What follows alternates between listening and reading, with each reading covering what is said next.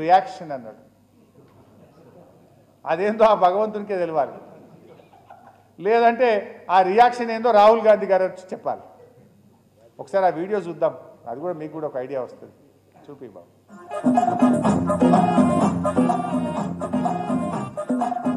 Sector pharma sector it's an nuclear chain reaction.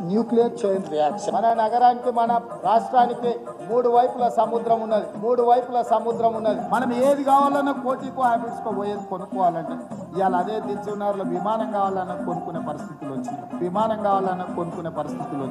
మన రాష్ట్రంలో నాగార్జున సాగర్, శ్రీశైలం, బాక్రానంగల్ లాంటి ప్రాజెక్టులు నెహ్రూ ప్రారంభిస్తే రాజీవ్ గాంధీ గారు ఈ దేశానికి కంప్యూటర్ను పరిచయం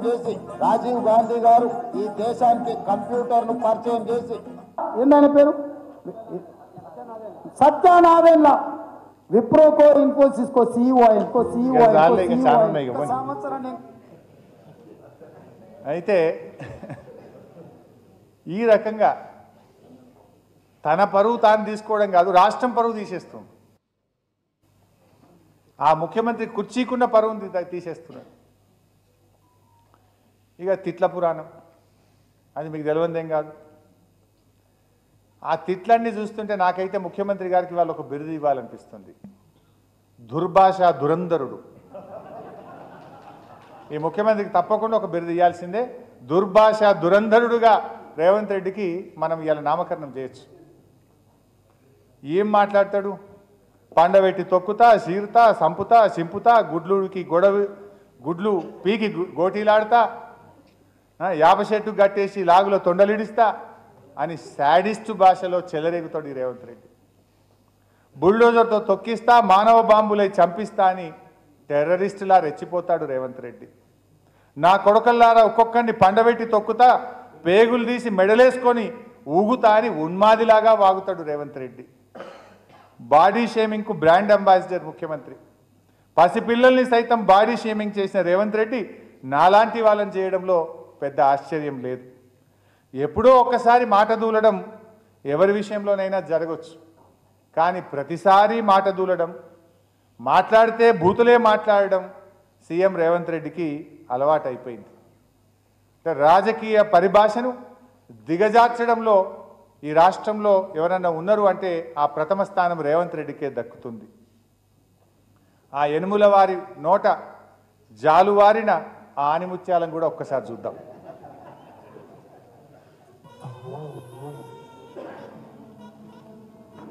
కార్యకర్తలు వాళ్ళని పట్టుకొని యాప చెట్టు కట్టేసి లాగుల తొండలిచ్చి కొడతారని చెప్పి నడి బజార్లో ఉరి తీయాలన్నా, 100 మీటర్ల గోతి తీసి పాతి పెట్టాలన్నా ముడ్డు మీద అంతా అంటే బయటికి పోయారు.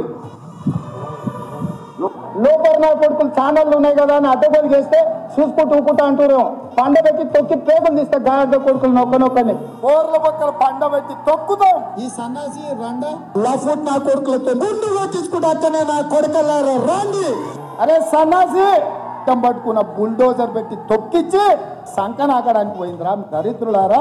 పడన బుద్ధి లేని గాడిద కొడుకు శిష్యుడు గురువు అని మాట్లాడితే బుడ్డి మీద పెడతా అంత అవి వింటే మనం కూడా చెడిపోతాం. పని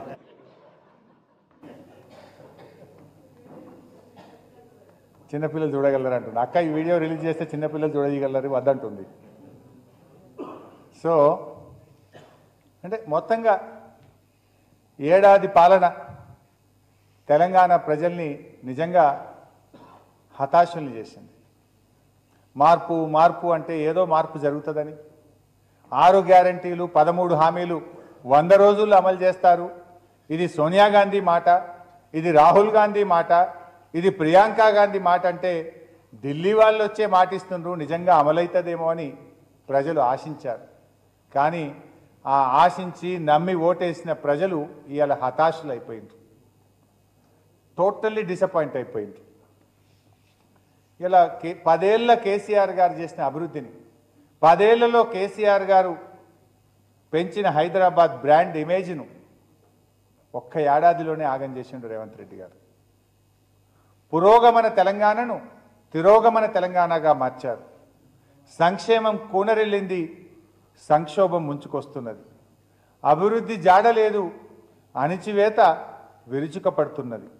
మొత్తం మీద ఏడాది పాలన ఎడతెగని వేదననే మిగిల్చింది.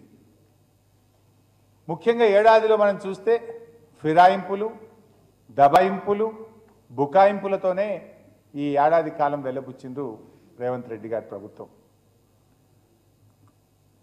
ఆ మధ్య ఎక్కడో మాట్లాడుతూ గౌరవనీయులు కేసీఆర్ గారు ఏడాది సమయంలో ప్రజలు ఏం కోల్పోయారో వారికి అర్థమవుతుంది అని కేసీఆర్ గారు అన్నారు. ఇది అక్షర సత్యం కూడా. ఈ సత్యాన్ని జీర్ణించుకోలేని రేవంత్ రెడ్డి చాలా ఎగతాళిగా మాట్లాడుతున్నాడు, ఎగిరెగిరి పడుతున్నాడు.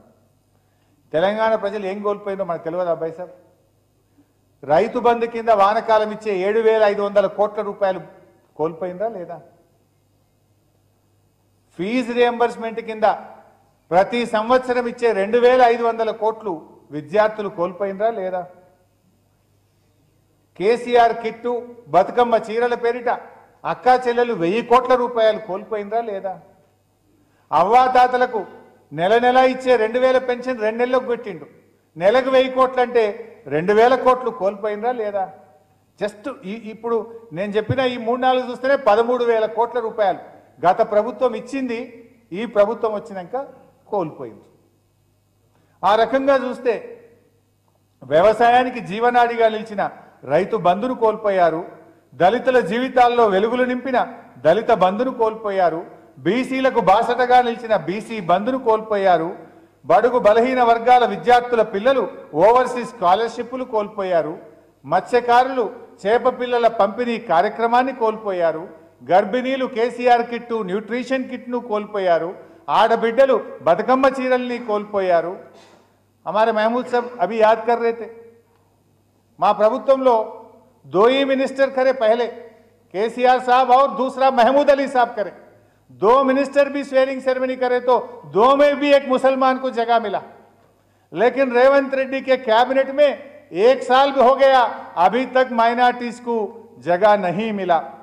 कम से कम 9 दिन का ये जश्न में भी माइनॉरिटीज का जिक्र भी नहीं करा. शादी मुबारक के साथ 1 तुला सोना देते बोले, वो तो अभी तक पता ही नहीं. 1 साल के कांग्रेस पार्टी के में माइनॉरिटीज को पूरी तरीके से नजरअंदाज कर दिया, कुछ भी नहीं करा. इनके 1 साल में कुछ एक काम मिला. माइनॉरिटी बच्चे जाके ओवरसीज स्कॉलरशिप देते थे, इसके पहले बीसी, एससी, एसटी माइनॉरिटीज को, वो भी बंद करा. जो बच्चे ऑलरेडी जाके पढ़ रहे उनका भी पैसे रिलीज नहीं हो रहा. ऐसा एक काम भी नहीं करा. फिर मूसी लाके मुसलमानों को गरा तोड़ दे के उनको भगाना शुरू करा. इससे ज्यादा रेवंत रेड्डी कुछ करा क्या माइनॉरिटीज के लिए, मैं पूछना चाहता हूं. ఇట్లా లంబాడి బిడ్డలు మంత్రివర్గంలో స్థానం కోల్పోయారు. బ్రాహ్మణుల కోసం బ్రాహ్మణ సంక్షేమ పరిషత్ పెట్టి పేద బ్రాహ్మణుల కోసం కేసీఆర్ గారు కృషి చేస్తే ఆ పథకం కూడా రద్దయిపోయింది. ఇండ్లు కూలిన పేదలు సర్వస్వం కోల్పోయారు. చివరికి అమ్మ ఒడిలోనో బడిలోనో